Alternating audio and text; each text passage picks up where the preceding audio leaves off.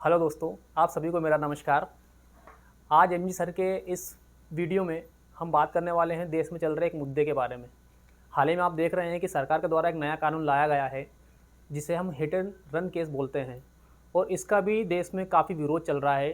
जो truck driver वगैरह हैं, बस ड्राइवर है, उन्होंने हड़ताल की हुई है और सारी जो देश में गाड़ियाँ हैं, जो ट्रक वगैरह हैं, वो सब बंद पड़े हुए हैं। इससे काफ़ी समस्याएं आ रही हैं। तो उस कानून के बारे में आप यहाँ पर कुछ चर्चा करने वाले हैं। ये हमारा पहला वीडियो है और मैंने सोचा कि चलो देश में जो चल रहा है उसी पर हम वीडियो बनाते हैं। तो इसमें हम बात करने वाले हैं कि क्या ये कानून जो सरकार के द्वारा लाया गया है वो सही है और जो ड्राइवर अभी हड़ताल कर रहे हैं क्या वो सही है। हम दोनों की बातों को यहाँ पर रखेंगे और हमारा काम है एक तीसरा रास्ता निकालना। हम ना किसी को गलत बताएंगे, ना किसी को गलत ठहराएंगे, ना ही सरकार के खिलाफ हम कोई बात कर रहे हैं, ना ही हम ड्राइवर यूनियन के बारे में कुछ बात कर रहे हैं। लेकिन क्या ये कानून सही है और इसके क्या फ़ायदे हैं, और अगर ड्राइवर इसकी हड़ताल कर रहे हैं तो क्यों कर रहे हैं, इसके बारे में हम यहाँ पर विस्तार में चर्चा करने वाले हैं। देखिए, इस कानून को समझने से पहले आपको कुछ बातें समझ लेनी चाहिए कि जो हिट एंड रन केस जो अभी कानून आया है इसका क्या अर्थ है।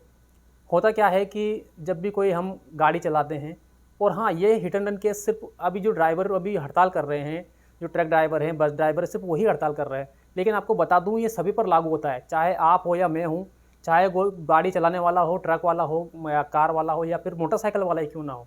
अगर आपने किसी को चलाते वक्त एक्सीडेंट हो गया है और आप वहाँ पर गाड़ी छोड़कर उसको तड़पते हुए छोड़कर चले गए, तो ये कानून आप पर भी लागू होता है। तो ये आपको भी सुनना चाहिए, ये सिर्फ एक ट्रक ड्राइवर या बस ड्राइवर का ही केस नहीं है, ठीक है ना।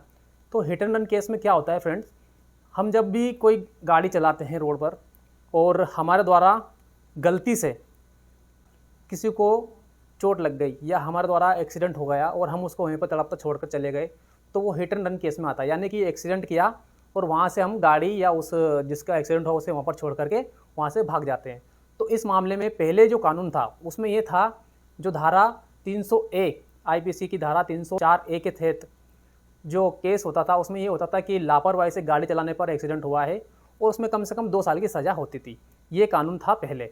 लेकिन अब जो कानून आया है उसमें ये बताया गया है कि अगर आपके द्वारा किसी का एक्सीडेंट होता है गाड़ी चलाते वक्त और आप उसको वहाँ पर गाड़ी को छोड़ के और जिसको आपने एक्सीडेंट किया है उसे तड़पता हुआ छोड़ करके भाग जाते हैं, तो आपको 10 साल की सज़ा और कम से कम 5 लाख से 7 लाख का आपको जुर्माना देना होगा। ये इस कानून के अंतर्गत अभी लाया गया है, जिसका सबसे ज़्यादा विरोध ट्रक ड्राइवर कर रहे हैं। अब ट्रक ड्राइवर इसका सबसे ज़्यादा विरोध क्यों कर रहे हैं, इसके बारे में हम बात करने वाले हैं। देखिए, इस देश में सबसे ज़्यादा हादसे ट्रकों के द्वारा होते हैं। आप देखते हैं कि हाईवे बने हुए हैं, तेज़ रफ्तार गाड़ियाँ चलती हैं और सबसे ज़्यादा हाईवे पर जो एक्सीडेंट होते हैं वो ट्रकों के माध्यम से होते हैं। लेकिन क्या ट्रक ड्राइवर जानबूझ करके एक्सीडेंट करते हैं? बिल्कुल नहीं करते, और उनके साथ भी कुछ ना कुछ नाइंसाफ़ी होती है, इस वजह से एक्सीडेंट होते हैं। गलती सिर्फ ट्रक ड्राइवर की नहीं होती है, आस-पास चलने वाले गाड़ी वाले, ट्रक वाले और कार वाले, इनकी भी गलती होती है। अगर आप जानबूझ करके ही ट्रक में जाकर आपकी गाड़ी को रख देंगे या मतलब आपको उसमें जाकर आप एक्सीडेंट कर लेंगे खुद ही, तो इसमें आप ट्रक ड्राइवर को आप दोषी नहीं ठहरा सकते। तो इसके लिए आपको क्या करना है कि सरकार को इस बारे में ये सोचना चाहिए, और जो ट्रक यूनियन है, जो ड्राइवर यूनियन है, उनको भी इस बात पे ध्यान रखना चाहिए कि जो आपके मालिक हैं, जो आपको ऑपरेट करते हैं, आपको लगाते हैं काम पर, उन लोगों को भी आपको ये ध्यान में रखना चाहिए कि आपका एक टाइम फिक्स होना चाहिए कि भाई आप कब गाड़ी चला रहे हैं, आपका कोई समय फिक्स होना चाहिए। ऐसा नहीं है कि ड्राइवर 24 घंटे ड्राइव कर रहा है तो उसको नींद लग सकती है, वो थका हुआ हो सकता है। इससे होता क्या है कि गाड़ी का एक्सीडेंट होने के ज़्यादा चांस बढ़ जाते हैं। तो आप लोगों को हड़ताल करते वक्त आपको ये भी मांग रखनी चाहिए कि जो आपके मालिक है वो लोग सोचे कि भाई आपका एक समय फिक्स हो। अगर आपकी एक गाड़ी है तो एक ही ड्राइवर ना होकर के उसमें 2 ड्राइवर हो और उनका अलग अलग समय फिक्स हो, जिससे क्या हो कि अगर एक थक जाए तो कम से कम दूसरा उसको ऑपरेट करने लग जाए। इससे क्या होगा कि आपको आराम मिलेगा और एक सही समय तक आप अच्छे से ड्राइव कर पाएंगे। और दूसरी चीज़ ये है कि अधिकतर ड्राइवरों को देखा जाता है कि वो शराब पीकर के गाड़ी चलाते हैं, तो ये कतई सही नहीं है। इसमें आपको कानूनन सज़ा मिलनी चाहिए, क्योंकि ये आपकी पूरी की पूरी गलती है। आप लोगों को ये ध्यान में रखना चाहिए कि आप शराब पी करके बिल्कुल भी गाड़ी ना चलाएं। सिर्फ ट्रक ड्राइवर की बात नहीं है, आप कोई सी भी कार चला रहे हो, कोई सी भी गाड़ी चला रहे हो, आप मोटरसाइकिल चला रहे हो, अगर आप शराब पी करके गाड़ी चला रहे हैं तो पूरी तरह से कानून आप पर लागू होना चाहिए। साथ ही सरकार को ये ध्यान में रखना चाहिए कि अगर आपने कानून बनाया है तो उस कानून में कुछ कमियां हमारी भी हैं।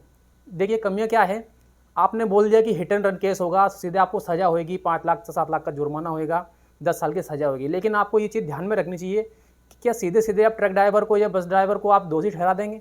उसके पीछे आपको रीज़न देना होगा। आपको पहले ये जानकारी लेनी होगी कि गलती है किसकी।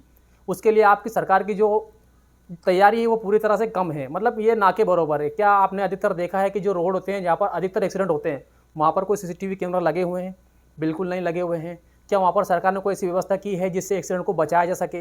यहाँ पर वह सांकेतिक कोई चिन्ह लगे हुए हैं? ऐसा कुछ भी नहीं है। तो आप सीधे बड़ी गाड़ी वाले को ही दोषी मान लेते हैं। अगर आपने किसी भी छोटे से छोटे जो चालक हैं या साइकिल वाला भी अगर किसी गाड़ी से टकरा गया तो मान के चलिए मोटरसाइकिल वाले की गलती मानी जाएगी, चाहे साइकिल वाले की गलती हो। तो ये पूरी तरह से गलत है। सरकार को पूरी जांच पड़ताल करने के बाद में ही इसके बारे में सोचना चाहिए। और जहाँ तक ट्रक यूनियन की और ट्रक ड्राइवरों की बात है, तो देखिए देश हमारा एक शरीर है और सड़कें हमारी एक नसों की तरह काम करती है। उन नसों में बहता हुआ खून ट्रक होते हैं और ट्रक ड्राइवर होते हैं जो देश को चलाते हैं। इनके द्वारा देश की अर्थव्यवस्था चलती है। अगर ये बंद हो गए तो देश रुक जाएगा। तो आपको ये सोचना होगा, सरकार को ये सोचना ही होगा कि इसका कोई तीसरा पहलू निकाला जाए जिससे कि गलती करने वालों को पूरी तरह से सज़ा मिले, लेकिन जिसकी गलती ना हो उसे सज़ा बिल्कुल ना मिले। और इस बारे में ही ट्रक यूनियन वगैरह जो है हड़ताल कर रहे हैं।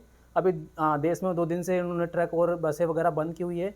तो इस मामले में सरकार को ये संज्ञान लेना चाहिए कि कानून अभी लागू हुआ नहीं है, कानून लागू होने वाला है। तो कानून लागू होने से पहले उनको कुछ कमियों को दूर करना चाहिए और ड्राइवर यूनियन वगैरह और इन लोगों की पूरी तरह से बात सुननी चाहिए।